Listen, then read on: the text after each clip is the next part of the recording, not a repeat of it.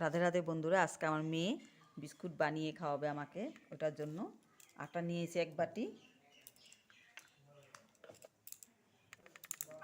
আর একটু baking powder নিব, আর আধা বাটি মতন অস নিব,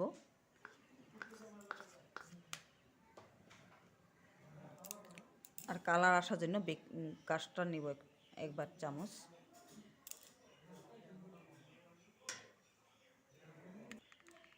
আর একটু কফি ঢেলে দিব।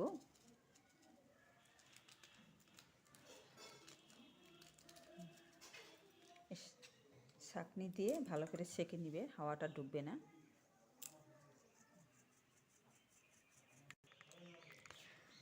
আটার একটা গন্ধ বলে, তাই গন্ধ করার জন্য এলাচি পাউডার, দারচিনি পাউডার একটু মিক্স করে দিব গন্ধটা নেবার জন্য। একটু বাদাম ঢালবো, বাদামটা আমার অনেক পছন্দ, তার জন্য ঢালছি। তোমরা নাও ঢালতে পারো, মনে চাইলে ঢালবে। একটু নুন ঢালবো,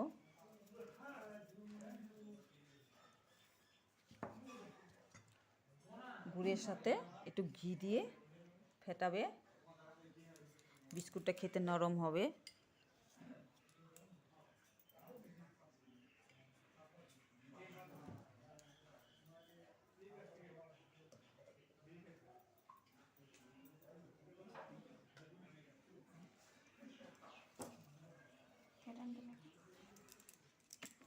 ভালো করে ফাটাবে সুন্দর করে।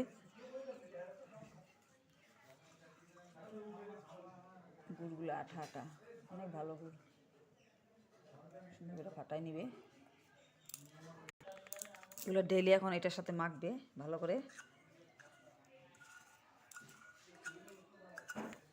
এটার সাথে সুন্দর করে মেখে নিবে। তোমরা চাইলে চিনিও ঢালতে পারো, আর ঘিয়ের জায়গায় বাটারও ঢালতে পারো।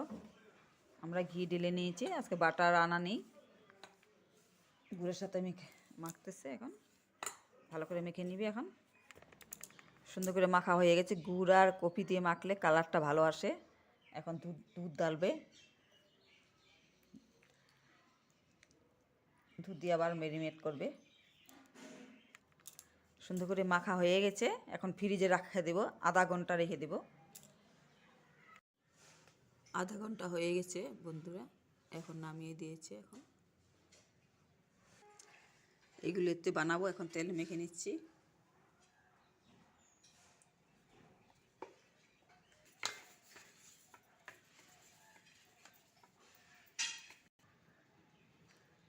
এভাবে গোল করতে হয়।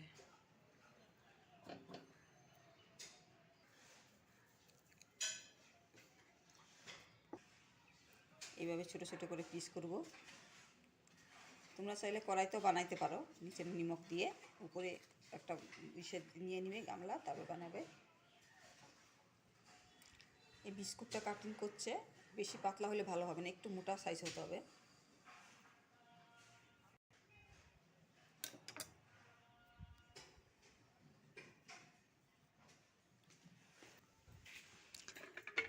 এইভাবে হাত দিয়ে নিজে ডিজাইন বানায় নিচ্ছে, তোমরা গোলগুলো বানাইতে পারো।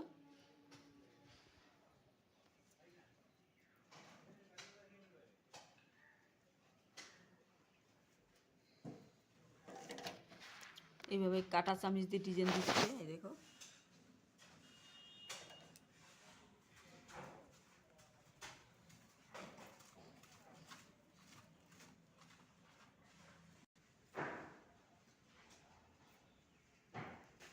এভাবে ঢাকনা দিয়ে বসিয়ে নিবে, দেখো কি সুন্দর লাগছে। উপরে বাদাম ছিটাই দিবে। এই দেখো, এইভাবে সাজিয়ে নিবে তোমরা বানাইলে। একটা আলাদা ডিজাইন, চারকোনাচ্চা।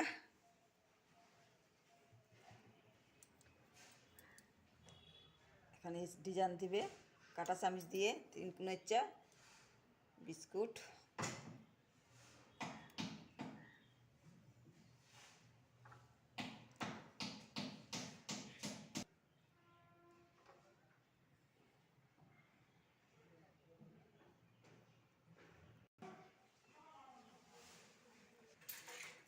দেখো বন্ধুরা, দুইটা দুই রকম ডিজাইন।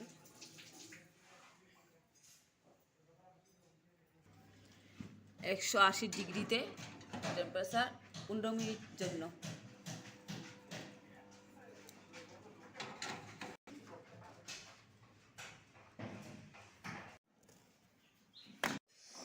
এই দেখো বন্ধুরা কি সুন্দর হয়েছে, এভাবে তৈরি করে খাবে বাড়িতে বিস্কুট। এই দেখো অনেক টেস্টি হবে, খেতে খুব ভালো লাগে। আটা তৈরি করা বিস্কুট।